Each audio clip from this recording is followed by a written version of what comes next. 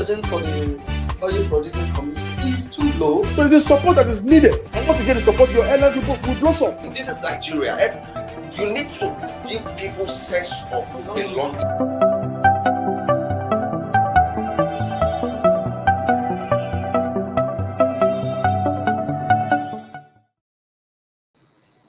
Good morning. Welcome to Inside Nigeria, reaching you on Leadership Television this Monday morning. We sincerely apologize for starting so late. It was due to some circumstances in our control. Well, now we are back now, and we have so many papers and for you for your review this morning. My name is Winifred Bego, and I have with me in the studio and in-house staff, Paul Agustin. It's a pleasure to be here. He's also a public affairs commentator. We have 4 papers for you this morning. We have Nigeria's most influential newspaper, Leadership, sister publication, National Economy, THISDAY newspaper, and some newspaper. Because we are flagging with our flagship, Leadership.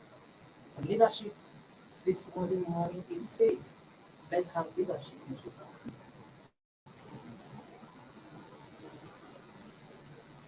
Let's have Leadership newspaper. APC chairmanship, aspirants back and governors to survive consensus plot. APC chairmanship, aspirants back for governors to survive consensus plot. On the rider, party alerts on fake registration website, 6 security agencies intervention.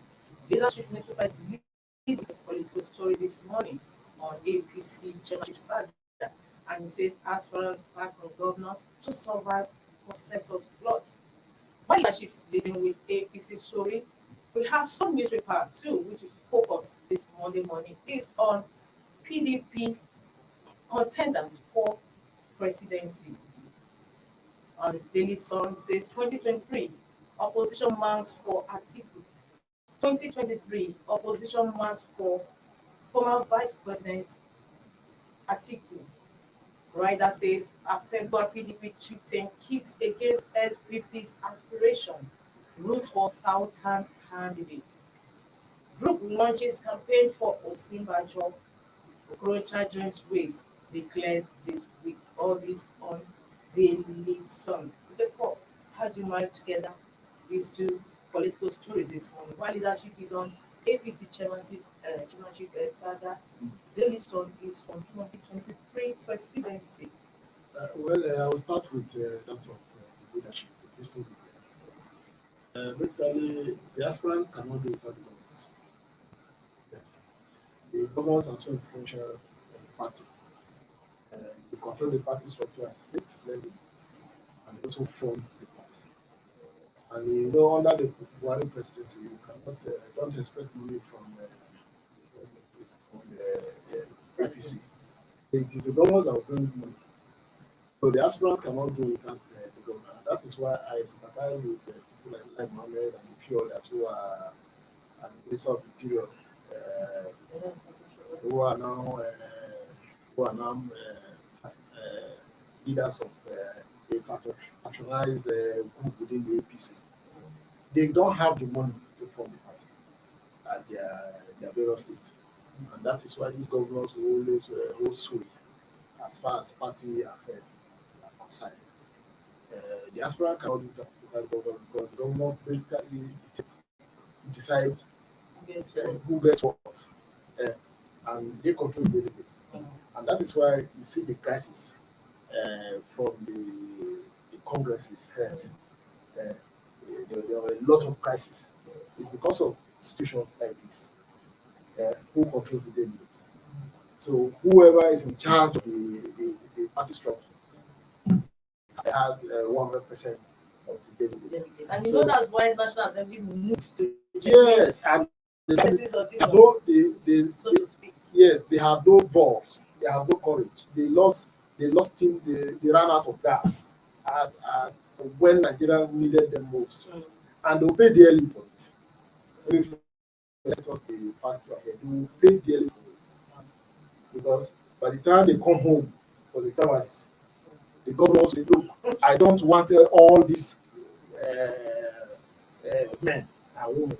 We don't want them. we want a new set, especially returning governors. Mhm. Returning governors will not welcome this, most of this set of National Assembly. So they lost it. If they had gone ahead to say, okay, let us override the president, nothing, the heavens will not fall, this and that. Yes. But now they will go back home.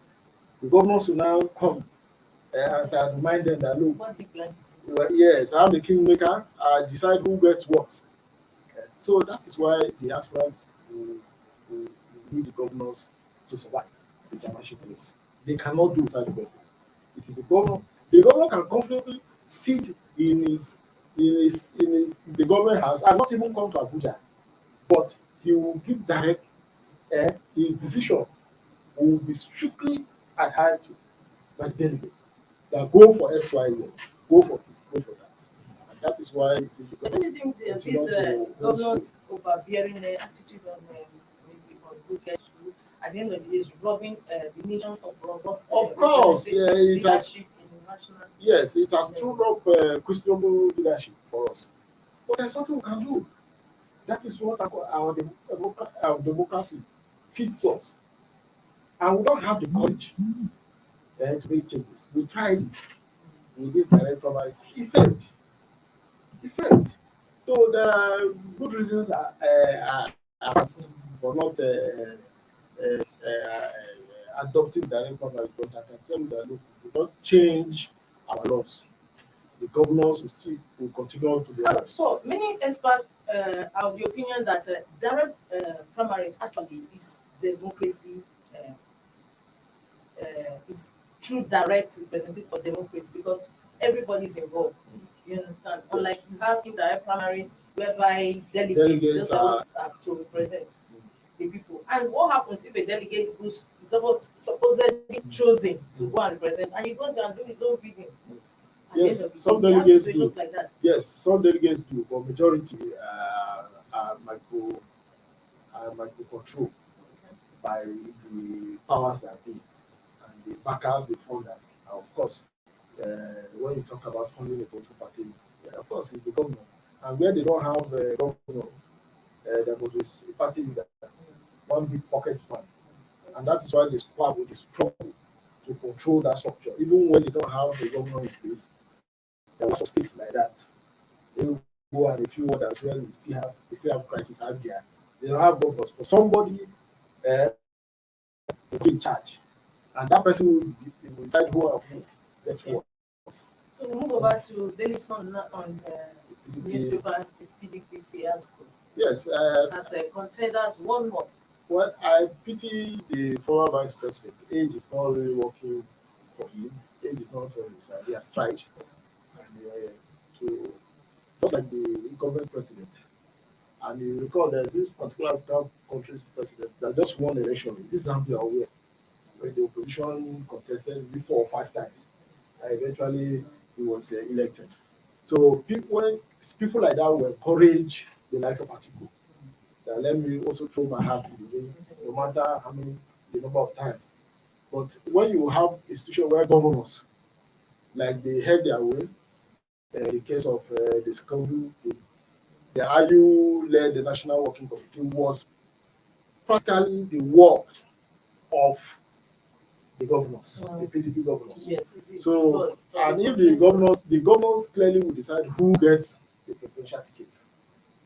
Yes, the article has the war chest, it has a priority, but it depends on who the governors choose. And that is why the Sun newspaper is out with this headline opposition mount article. Even his supporters like Kasim Afewa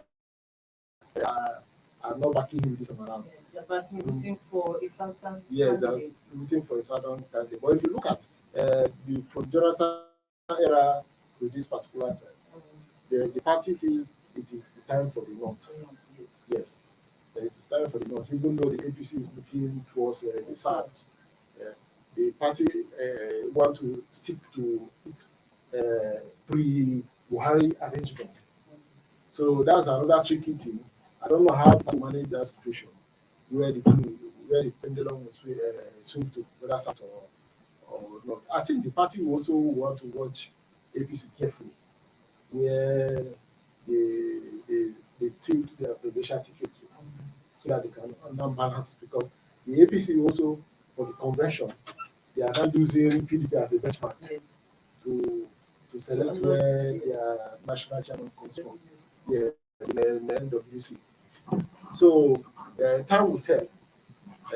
Nobody has declared interest in PDP as a people that we see how they manage the situation. But I can assure you that it's the government that will decide. Yes. All right, thank you so much. Daily Sun, move over to our sister publication, National Economy. National Economy, some business. It says today, Nigeria's debt profile may hit 43 trillion naira in 2022. Nigeria's debt profile may hit 43 trillion naira in 2022. Analysts raise concerns over debt servicing. Analysts raise concern over debt servicing. That is this on the backdrop that the Senate President Lawal did say that yes, they will support Buhari's loan request. Well, I quite agree with the paper, the part that talks about the time raised by analysts on debt services. Debt servicing is a huge body of us. Over 3 trillion naira is being used for service, and that's quite a lot. 3.6 or over 3 trillion naira. That's a lot of money to service debt. So I don't have problem with 43 trillion. It's just that debt service. If, like what is happening in one of the northern states, where the president said recently, if the borrowing can transform a society like what we are witnessing, then I don't have problem with borrowing. You can borrow. It relieves you, because in that particular state now, they will be about road construction, that 96 kilometers or so, about 100 kilometers, they use the money to construct infrastructure. They will be talking about that same infrastructure in the next 10 to 15 years. All they needed to do now is just maintenance. So I don't have problem with that. But my problem, what are the conditions attached? As at the time of collecting those loans, what are the conditions? We need to know. Are they favorable to us? Because in 1 year, you use about over 3 trillion to service them. That's quite humongous. It's huge. And what is your budget? About 60 trillion. And not that you have all the assumption does not give you the total 16 trillion. The assumption for the year. Maybe you still have to borrow. Yes, you still have to borrow. Yes, to support the budget. And you are pay out of that, including borrowing, and you pay about 3 point something trillion to service that. That's not good for the economy. We call inflation. It has been on the rise. And when the inflation goes up, it affects the value of the currency. And the value of the currency affects anything you buy. And you know we are an import-led country. Our predicated the dollar gets weaker against the dollar. You know that's the fact. It is a problem suffer the economy, and which is good. Yes, many people at this moment that's being borrowed, monies are being borrowed, they are not really saying they are not channeling into revenue generating projects. We no one also be operated like capacity, something like building a new refinery, not good ones, not servicing it. So what is your take on this? Well, I'm not particularly worried over spending on revenue generating companies or agencies.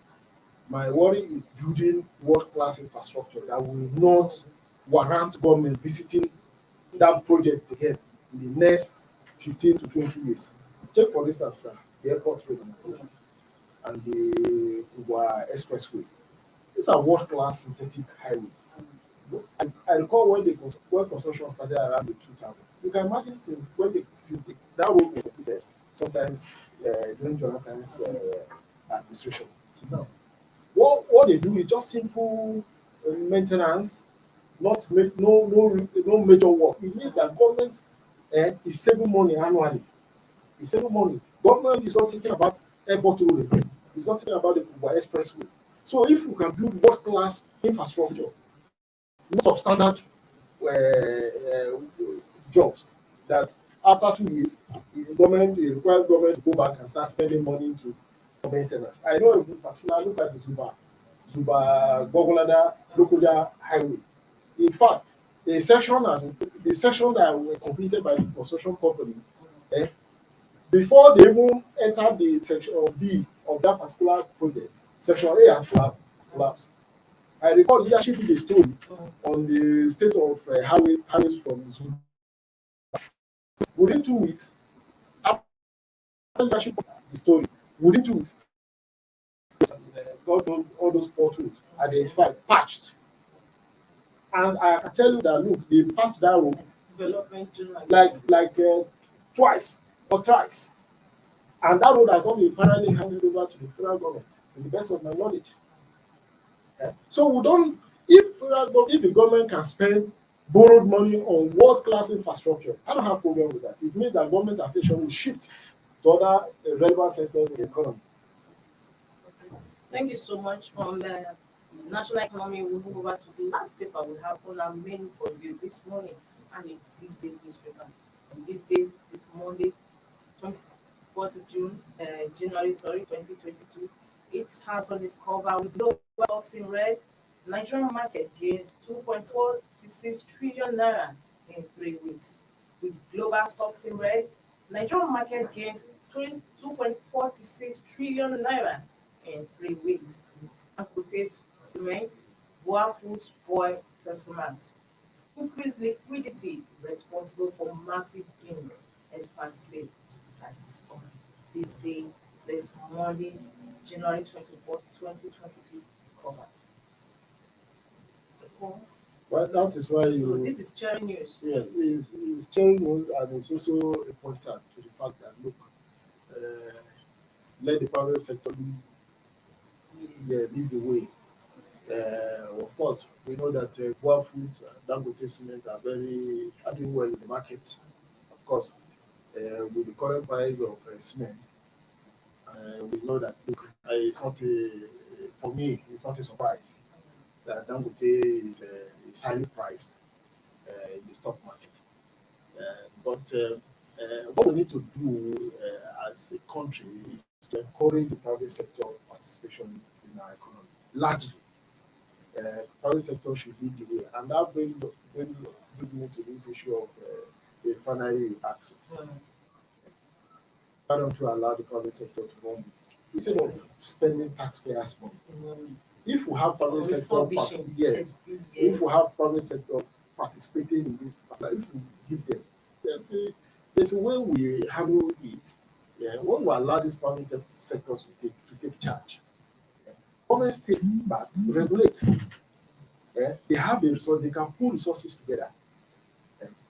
But when you leave refineries for several years, 6-7 years down into the administration, you are now spending some money for Port Harcourt where we don't know whether it will come on street before the administration leaves. And I pray for the administration to get to retain government in 2020, or some of these policies might end up being reversed if the opposition wins or any other party wins.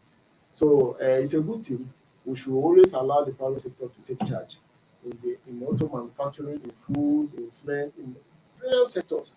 We need to encourage them, and it will help us reduce imports and encourage export.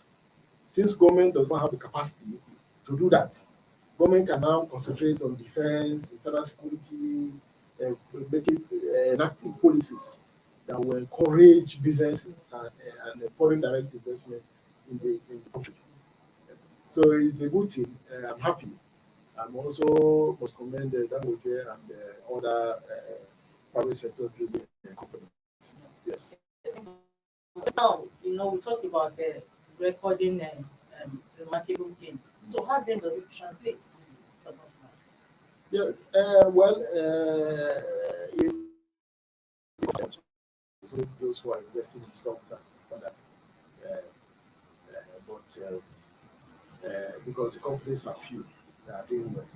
If a lot more are involved, it means that more people will employ, more jobs will be saved. That's the area that it touches the common man. Because if one person is employed, he has a wife, who have children or two. Yeah, we have this at the African family system. We don't eat alone.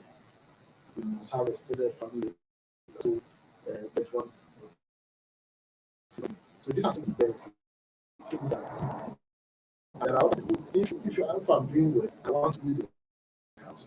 I want to employ a mason, a plumber, and these are how the knowledge is put down to the last man. So what we need to do is to have more participation in the various sectors of the Nigerian economy. We should go beyond economic growth to economic development. Economic growth is only one sector is enjoying meaningful growth. Economic development, there is growth in virtually every sector of the economy.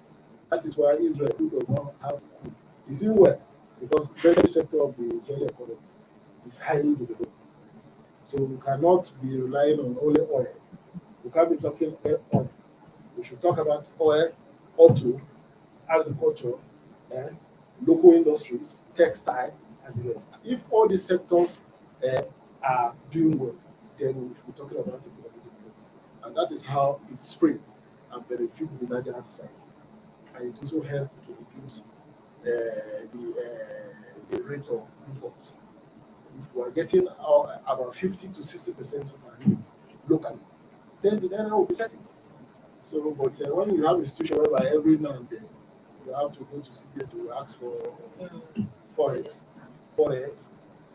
and everything is predicated on the dollar. Yes.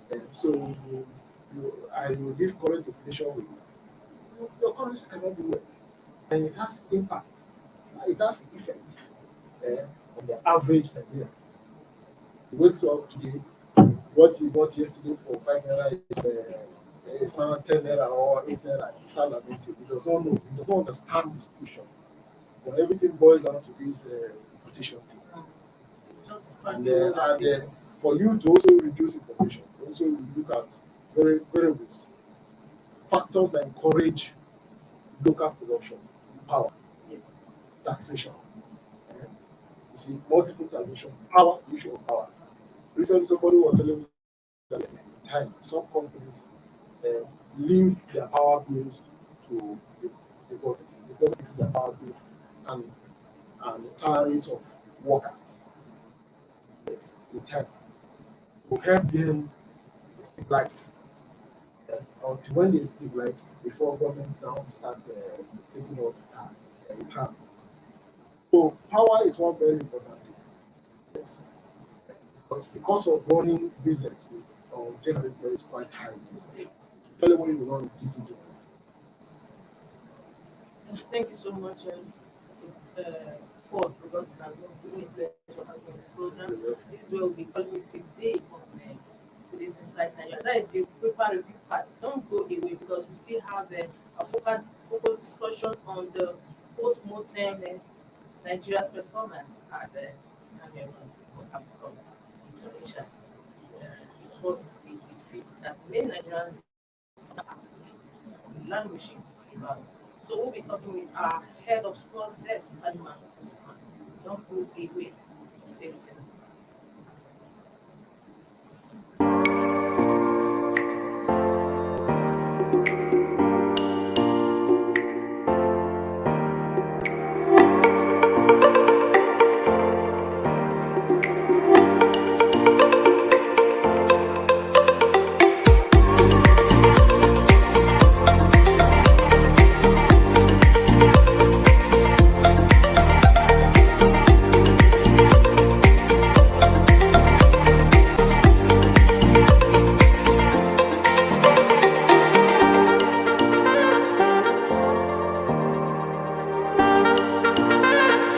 For sponsorship and advert placements, please contact 080-3688-6158. Last Word Leadership Podcast Studio. You have the last word.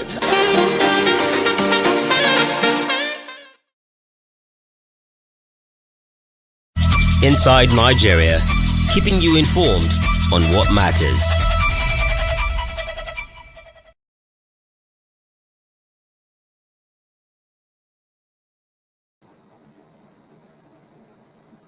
Yes, welcome back. You're welcome back to Inside Nigeria, reaching you on Leadership Television. My name is Winifred, and of course, I'll be speaking with the head of sports desk, leadership newspaper, Salifu Osman. Salifu, good to have you this morning. How are you doing? Hello? Salifu, are you listening? Are you so much of yeah.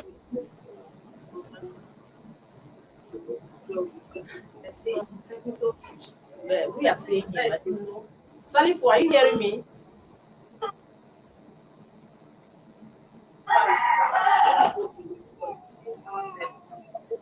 But yes.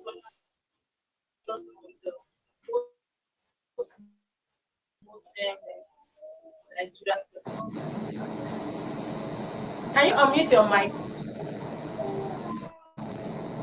Yeah, we're experiencing some technical glitch. It's going to be resolved.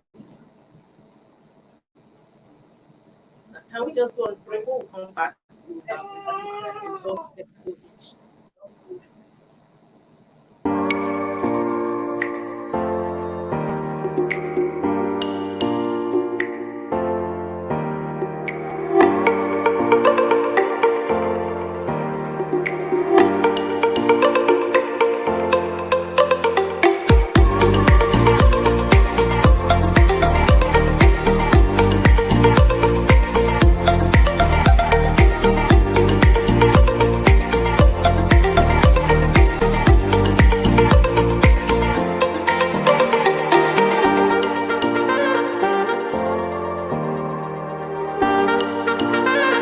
For sponsorship and advert placements, please contact 080-3688-6158. Last Word Leadership Podcast Studio. You have the last word.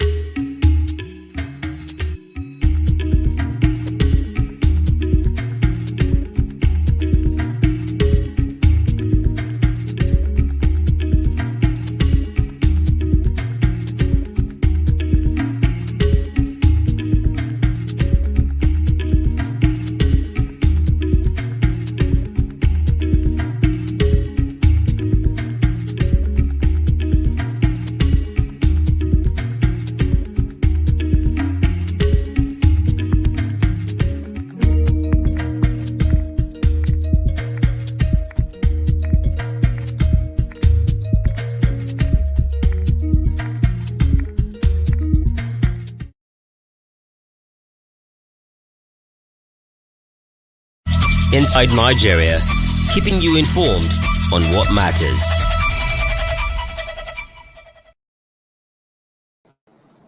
Welcome back. You're still on to leadership inside Nigeria on Leadership Television. And of course, my name still remains Winifred. We are talking with the head of sports desk and leadership newspaper, and he's Salifu Osman. Salifu, can you hear me now? Salifu, hello. Can you hear me properly? Can you hear me? Oh my God.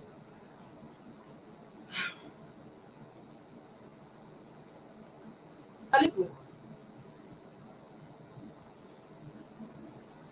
Yes, can you hear me now?